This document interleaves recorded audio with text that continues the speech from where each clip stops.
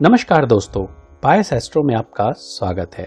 इस वीडियो में हम गायत्री सहस्त्र नाम के बारे में बताने जा रहे हैं। एक वीडियो बनाने में काफी मेहनत लगती है, बहुत सारी चीजों को खोजना पड़ता है, रिसर्च करनी पड़ती है, तब जाकर एक वीडियो बनती है। कम से कम इतनी मेहनत के लिए हम एक छोटा सा लाइक तो डिजर्व करते ही हैं। आप प्लीज हमारे चैनल को लाइक करें और यदि नए हैं तो सब्सक्राइब करें।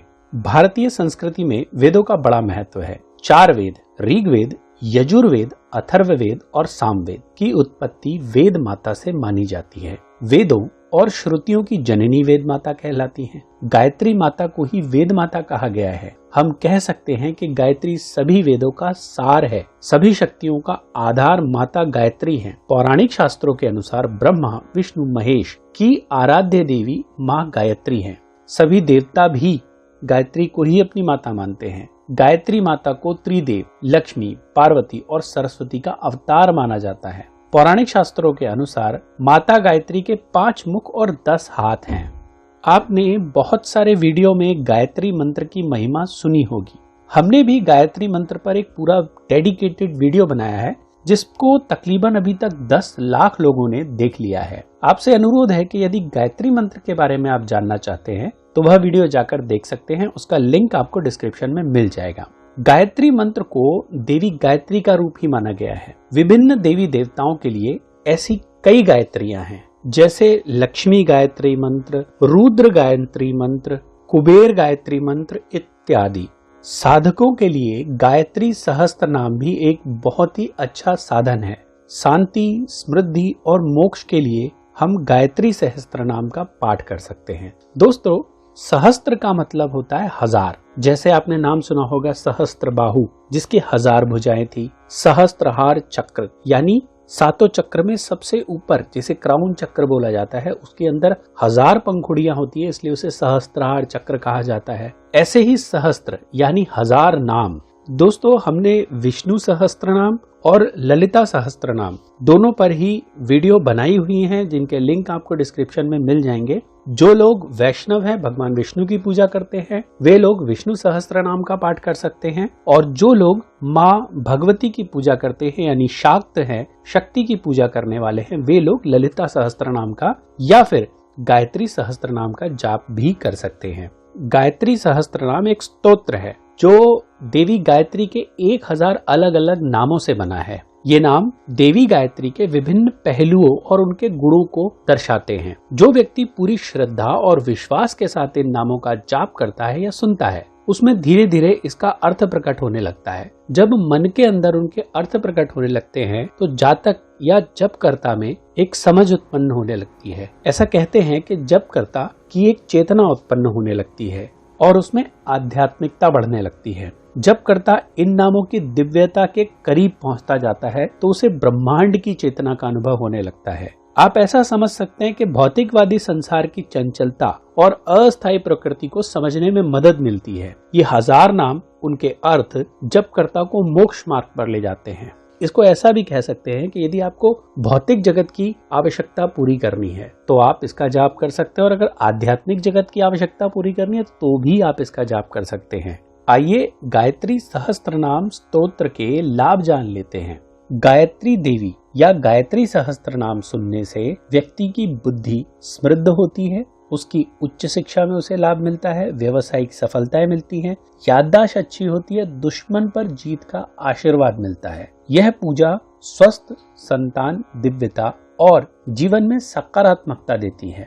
जिन लोगों में आध्यात्मिक उन्नति को लेकर विशेष उत्साह होता है, उन लोगों को यह गायत्री सहस्त्र नाम की पूजा अवश्य करनी चाहिए। यह पूजा भक्तों को बुद्धि और योग्यता का आशीर्वाद देती है। यह भक्तों की चेतना के स्तर को बढ़ाती है। जैसा मैंने पहले भी कहा कि ये मोक्ष कारक है। यह पूजा परिवार में एकाग्रता, एकता और समरसता बढ़ाती है। यदि निसंतान दंपत्ति इसका जाप करे तो इसका लाभ मिलता है, लेकिन संतान प्राप्ति के लिए संतान गोपाल मंत्र का जाप करना अच्छा माना जाता है। तो यदि आप एक माला संतान गोपाल मंत्र की करते हैं और एक बार गायत्री सहस्त्र नाम का पाठ करते हैं तो बड़ा उत्तम संयोग है। निश्चित ही निसंतान लोगों को संतान प्राप्त होती है। यह पूजा शत्रुओं का विनाश करने में भी मदद करती है। अदालती कार्यवाही और कानूनी मामलों में आपको जीत दिलाती है। जो लोग भौतिक उद्देश्य के लिए गायत्री सहस्त्र नाम का जाप करते हैं, उनके लिए गायत्री देवी के 1000 नाम गरीबी और दुख को दूर करने का मुख्य सोर्स है। उन्हें सुख, समृद्धि और व्यावसायिक सफलता मिलती है। इन नामों का जप करके भक्त अपने शत्रुओं से छुटकारा पा सकता है, परिवार और दोस्तों में एकता आती है, प्यार की समझ बढ़ती है। गायत्री के 1000 नाम का जप करके विद्यार्थी भी लाभान्वित हो सकते हैं, क्योंकि इन्हें देवी सरस्वती का एक रूप माना जाता है। जप करने से उनकी याददाश्त और सीखने की क्षमता बढ़ती है। गायत्री देवी के 1000 नामों का जप करने से व्यक्ति के चारों ओर दिव्यता और पवित्रता की एक आभा उत्पन्न होती है। ऐसा कहते हैं कि इन नामों का जाप करने से आपके आसपास सकारात्मक तरंगों का एक ज्वार आता है, जिसके कारण आपके आसपास बैठे लोग भी आपसे लाभान्वित होते हैं, यानी उनको भी बहुत अच्छा लगता है आपके आसपास बैठना। हालांकि इसका अनुभव बताने वाले लोगों ने बताया कि जब उन्होंने इसका जाप शुरू किया तो भौतिकता से उनका धीरे धीरे मोह भंग होने लगा, यानी विलासिता की तरफ उनका जो पहले मन रहता था वो कम होने लगा। तो भाई आपको सफलता तो मिलेगी, लेकिन हो सकता है कि आपकी ईश्वर के प्रति आस्था बढ़े, दिव्यता आपके अंदर आए। इसका यही ड्रॉबैक है कि आपको भौतिकता से आध्यात्मिकता की ओर ले जाता है। मतलब आप चाहोगे ना कि मैं दबा के मौज करूं, तो मौज मस्ती में आपका मन ही नहीं लगेगा। मैंने भी व्यक्तिगत रूप से 21 दिन इसका जाप किया था। मुझे बहुत अच्छी तरह याद है कि जैसे जैसे दिन बढ़ते गए विलासिता की तरफ मेरा दिमाग जा ही नहीं रहा था। मैं हमेशा ईश्वर प्राप्ति, भगवत प्राप्ति, अच्छे काम, लोगों की मदद, इन सब चीजों के बारे में सोचता रहा। मुझे लगा ये उसी का प्रभाव है। इसे कब किया जा सकता है? आप शुक्ल पक्ष की पंचमी या एकादशी के दिन से इसकी शुरुआत कर सकते हैं। ये 2 दिन उत्तम माने जाते हैं। गायत्री पंचमी जेठ मास में आती है, ये आप लोगों को शायद पता भी होगा, तो इसलिए पंचमी के दिन इसको बहुत अच्छा माना जाता है। अगर आप कभी भी किसी भी शुक्ल पक्ष की पंचमी से इसको शुरू करना चाहें तो शुरू कीजिए।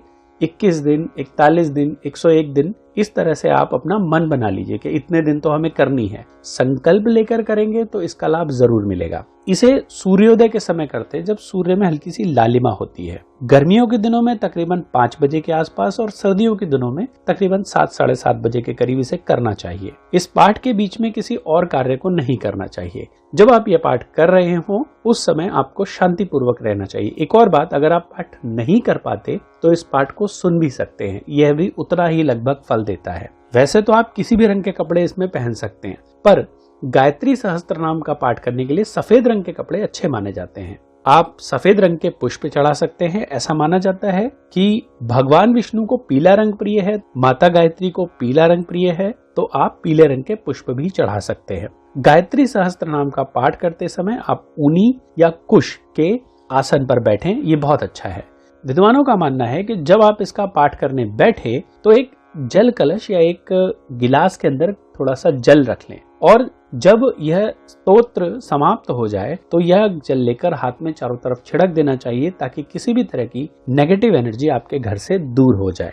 इस जल को आप पी भी सकते हैं, इसे प्रसाद के रूप में ग्रहण कर सकते हैं। यदि किसी भी तरह की आर्थिक, भौतिक या आध्यात्मिक परेशानी आपके साथ है तो वो इस जल को ग्रहण करने से दूर हो जाएगी। धन्यवाद दोस्तों, हम इसी तरह काम की जानकारी लाते रहेंगे।